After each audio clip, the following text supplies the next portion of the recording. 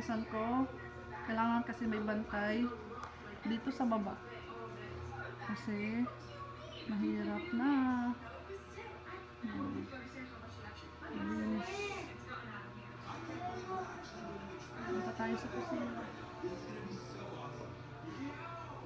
Ang init, nakikita niyo ba?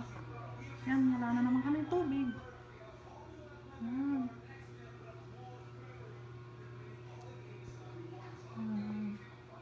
Ito ang aming kusina. Doon dirty kitchen. Dirty talaga. Huwag na natin ipakita kasi dirty talaga.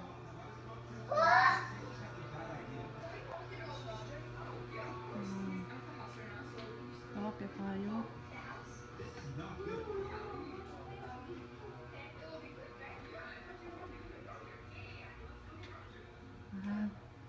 Dito tayo sa taas. Sa kanan, pinto papuntang terrace. Ganda ng view. Literal na may peace of mind ka. Dito kami nagtatambay. Papatugtog ako, nilabas ko na kasi ningal ako para narinig talaga. Napakahangin.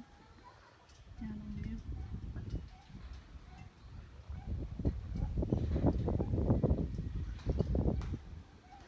Ang ganda. Green na green. Yan. May mga upuan kasi. Dito rin kami nagiinom. Kami, hindi lang ako nagiinom. Yan. Ito. Terrace din. Yan. Terrace din yan. Nilabas ko to kasi ang kalat dun sa loob. Yan. Ito. Naman yung pinto na naman dito. Papuntang sala-sala dito sa taas. Yan. Diyan tayo makat kanina.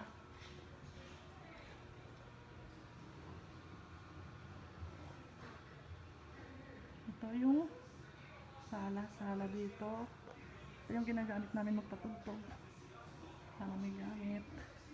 Ito yung kwarto ni Kuya Reynold. Kaso kasi naging tambakan na siya. Parang basta wala kasi natutulog.